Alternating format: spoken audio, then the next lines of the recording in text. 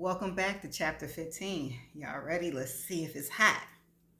Eva briefly looked down and adjusted the drawstrings of her sweatpants, then pulled down her tank top before opening her apartment door. You weren't seen, were you? She said, blurting out the first words that came to her mind when she saw Aiden in the hallway. Well, to the credit of her impeccable filter, they were in the very first words because if that were true, she would have opened the door and said something like, "Get in here and take me now, you sexual beast."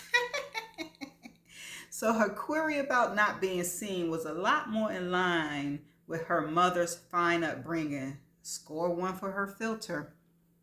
Aiden raised the brow she was coming to both love and hate and shook his head. Only by your night doorman, it would seem the paparazzi aspect of your story has moved onto the teen queen cutting it up and showing out at every club in town lately. Thank goodness for that, Eva said. If she was my client, I'd have her sit her ass down for a minute or at least learn the power of panties if she insisted on taking an upside down tumble every night. But she's not, so it's no problem of mine. Still, why did you go past the doorman? I distinctly told you to go around the back. I gave you the code. You are a bossy one, aren't you?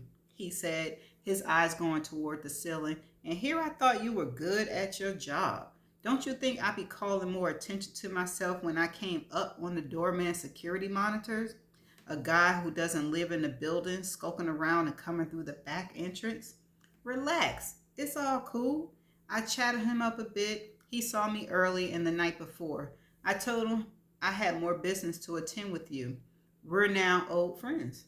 Oh, and he and his wife are getting tickets to the studio taping of Price Busters. Eva felt her lips tighten. Damn it, she hated that he was right. Again. She should have thought about the surveillance cameras at the back entrance, but she was used to fielding situations for others, not for herself.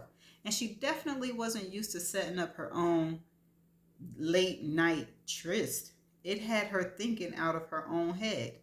So, are you going to let me in so that we can conclude our business, Miss Ward? Or shall we talk out here so that the entire floor can be in on it again?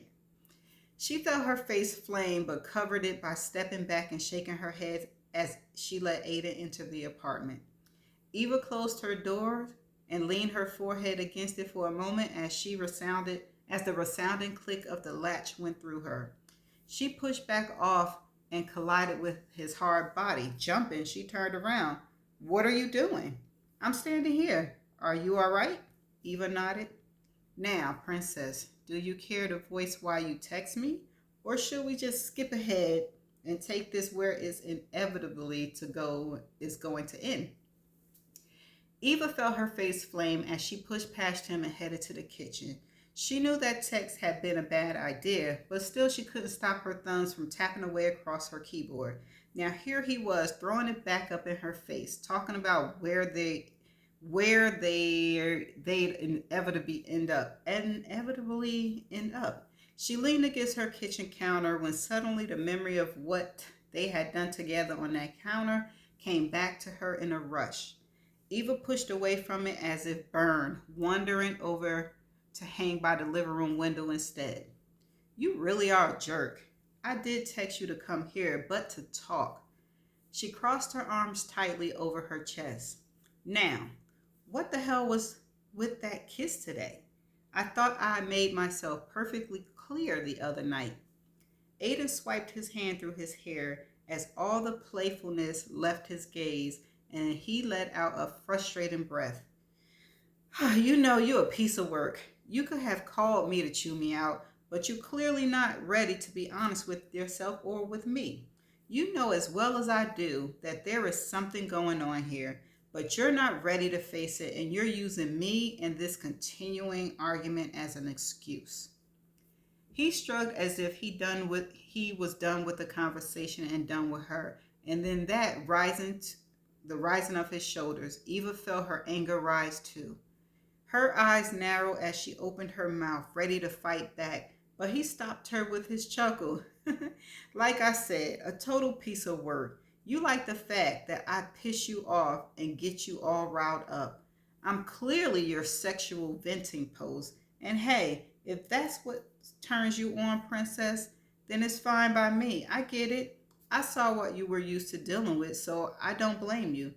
Mr. Pocket Square looked like a total bore. He couldn't get a woman like you to break a sweat if he tried. Eva opened her mouth once again, but couldn't come up with anything quick enough. Shit. He was right. Sex with Kevin had gotten dull, as had most things with Kevin: dinners, conversation, life. Aiden continued, though this time there was no joking, no laughter, no ear, just a dead serious calm that rooted Eva where she was. We're both adults, and like you said, we both have jobs too. Either we have fun while we're doing it and both get something out of the deal, or I say goodbye and walk out the door and come back tomorrow to do my job. Just my job. Not that I'll be happy with the latter. I think it would be a lot more exciting to play while we work, but still, we'll both get something out of the things if we walk away from option two. Eva saw the hardening of his jaw and his resolve as he said his next words. And you don't have to worry. Whatever your decision is won't change how I work with you or how you're portrayed on the show. I made a promise to you to treat you fairly, and I intend to keep it as you hunt for your perfect man. But you need to know I do want you. I am attracted to you, but I'm not in the mood to play these back and forth games with you. Tell her, Aiden, because, okay, it's too tiring. And honestly, we both only have a limited amount of time to make up our minds. Well, your mind in this case. It's all up to you right now. But just know that after tonight, depending on your decision, I'll no longer be available to play your games. Tomorrow is a work day for both of us. Eva stood stock still because she didn't know what to say. The last thing she expected was for him to come in here, turn the tables, and be angrier than she was. Who the hell did he think he was? And worse, why in the hell did he have to be so right? When she sent the text, she didn't think of it as playing any type of game, but honestly, she didn't look at it from any point of view but her own. And from her view, it was him and all others of his sex whom she was fed up with, while at the same time she was frustrated to no end because she knew part of her still wanted to be with him. There was something about him that was stirring up feelings she didn't even know she had, but only read about or heard about from, in her mind, overly emotional or hormonal women who, frankly, she frowned upon for not being able to keep themselves in check. Eva looked at Aiden now as he stood at the far end of the living room, totally out of her reach, but staring at her. His scorching look hot enough to practically burn her from clear across the room. Still, she tried hard to stand firmly where she was. She didn't want to move to him. He'd given her the out she needed, spelled it out, and made it plain and clear that the relationship between two of them was purely sexual to him, and was one that would last for as long as the show did and would end when she found her groom. So what was the problem? She called him. He came. They could have sex, and tomorrow they could continue on as they had been. Eva reached for the couch, readying herself to take a step forward, when she stopped, aware of the hard thump, thump, thump of her racing heart. Oh, there was a problem, all right, and it wasn't in the man across the room, but within her. She could really go through with this and have the type of affair that seemed to roll so easily from his lips. Her head, her raging hormones, and somewhere on a luxury yacht her BFF were all screaming. Hell yeah, she could. But her stupid heart was telling her something entirely different. Her stupid heart was telling her to take a step back and not forward, to run the other way and not look back. It was telling her that if she took that step, her heart would end up in pieces, possibly never to be repaired. If she took that step, he'd have a real chance of being the one to turn her inside out. take her to heaven and back, but in the end, leave her to live with the hell of knowing he never was hers. He could possibly be the one to emotionally devastate her, as the rest of the world thought Kevin had done.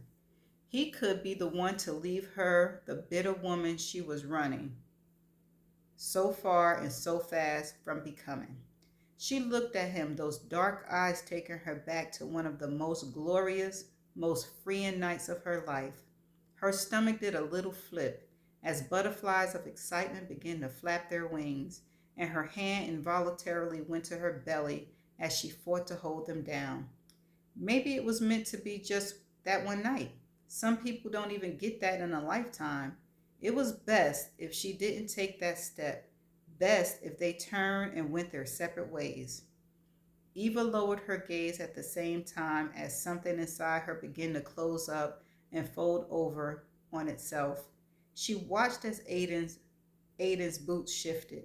She was sure he was turning towards the door, but her breath hitched as he took a tentative movement towards her. That one small movement was all she needed for her heart to race again as she followed his lead and ran into his weight in a brace. I ain't see that coming. She crashed into him with a and wrapped her legs around his waist as he pulled her to his lips. You had me nervous for a while there, he said. So did you. I thought you were leaving. I thought you wanted me to leave. She pulled back and looked him in the eye. The night is still young, and we got at least 7 hours until morning. Aiden raised that brow, and her nipples responded in kind. Well, then I suggest we put them to good use. I'd like to reserve at least 6 for myself and 1 for my beautiful sleep. He started to carry her towards her bedroom. Eva bit down and nipped at his ear. Ouch! You don't want me to go to work with a bruise tomorrow now, do you? Oh, you'll be fine. You can say one of your many women gave it to you. Aiden stopped in the hallway and looked her in the eyes, his voice doing that low, serious thing. Not this. When it's you and me during this time, it's just you and me. No one else. I'm not like that. Cool? The possessive way he was holding her up with his hands gripping firmly around each of her cheeks and looking at her as though he was somehow making this temporary thing feel like forever had Eva ready to melt into a puddle of yes in his arms. Cool. He smiled then, a smile that was both warm and ridiculously sexy as he squeezed her in close to his hardness. Fantastic. Now let's get going, princess. The clock is ticking, and it's not like you text me for nothing.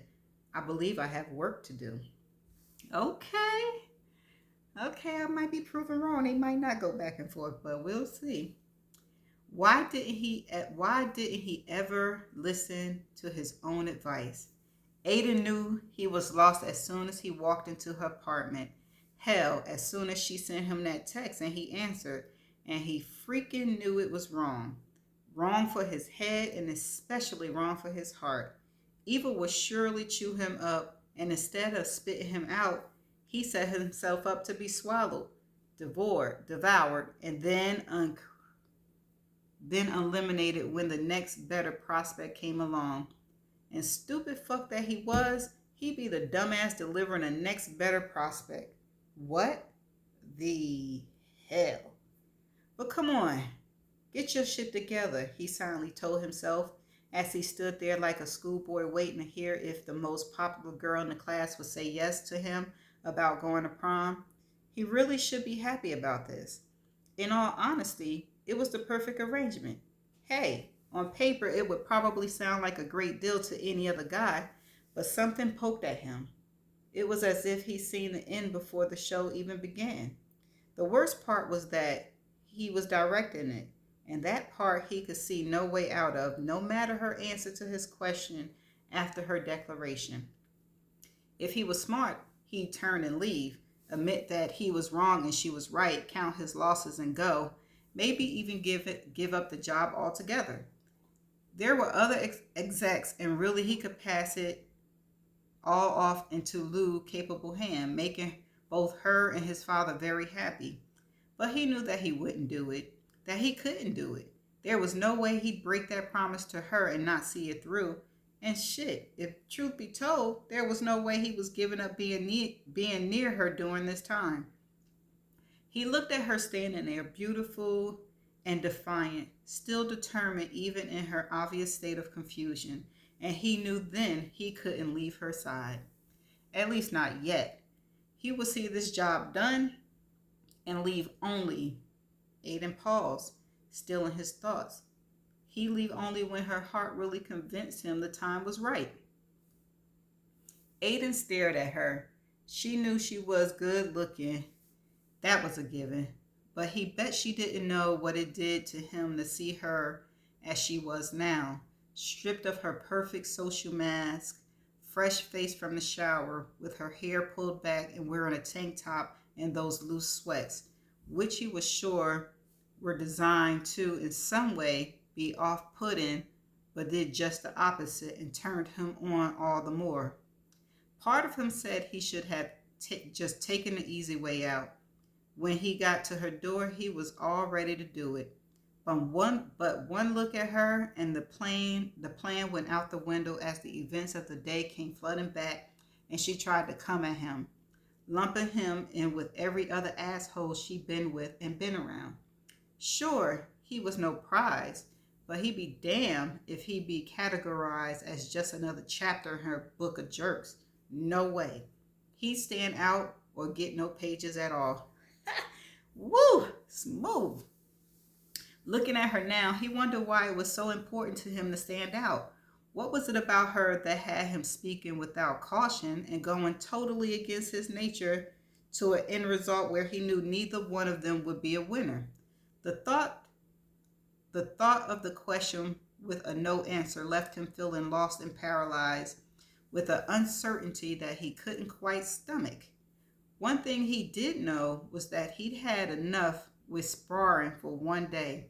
Right now, he wanted to know once and for all where she was comfortable with letting this go and for how long. Their few days apart had been far long enough for him, and at that moment, all he wanted was to get her back in his arms, taste her sweetness again, and know she was his. For the moment, at least. He watched as her chest rose and fell, as her breathing slowed, and her shoulders slumped with something that looked like despair.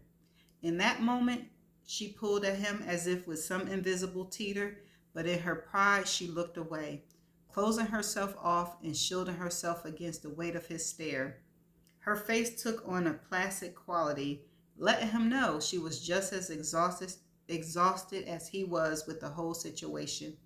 When she looked at him, her eyes were glassy, and she blinked as if she was actively trying to hold back an emotional dam that could break at any moment.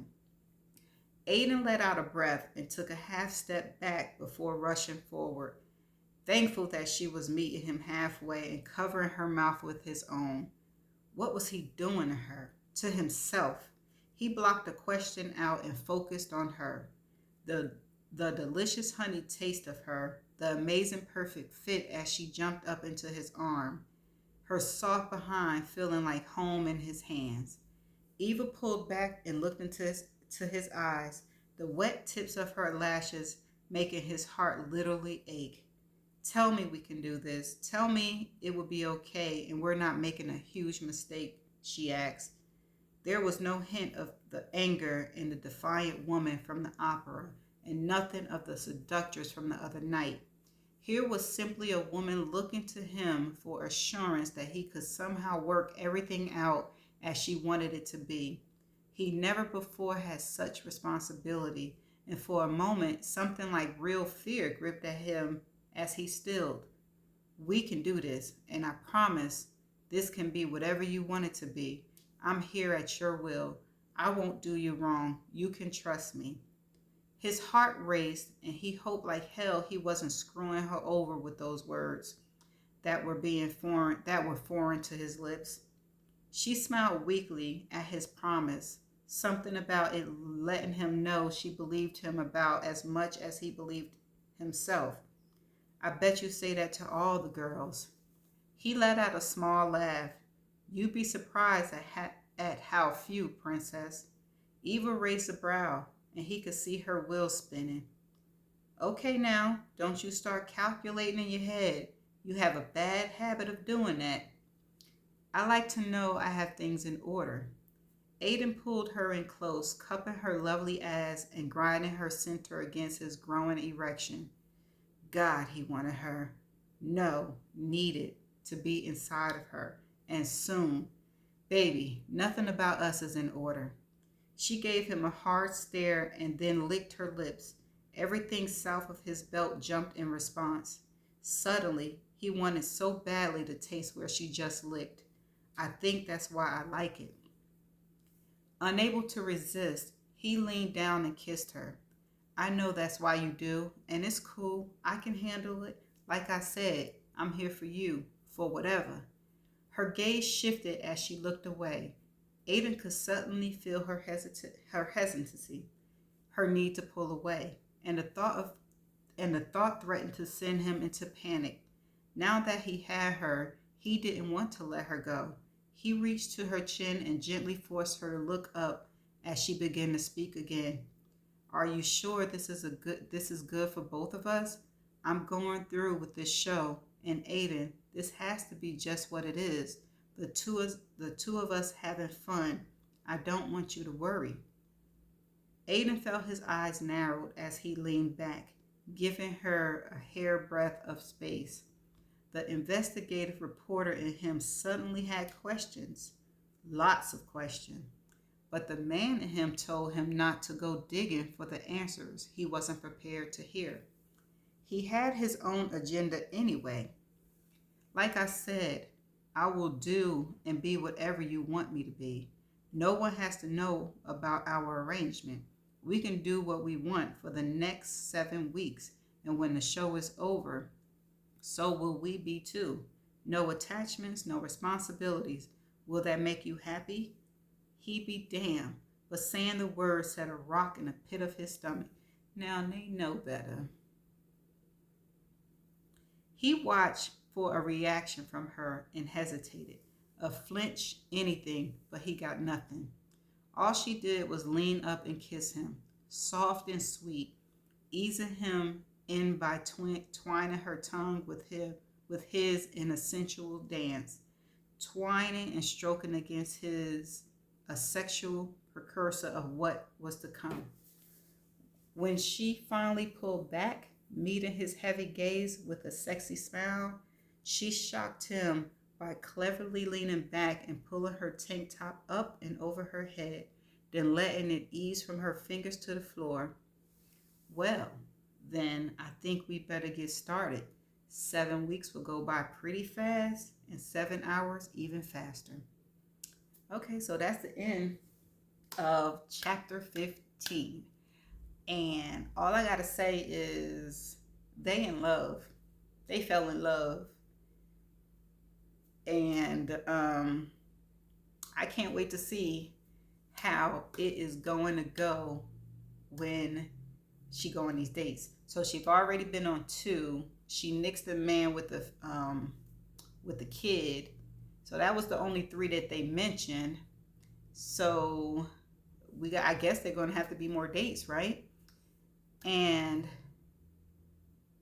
I'm thinking I'm still back to she's going to sabotage all the dates. I think he's still going to sabotage all the dates if there's going to be any more dates.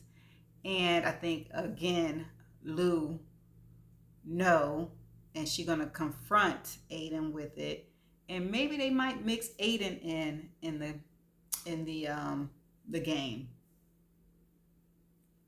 That's my prediction. So until next chapter, see you in chapter 16. Bye.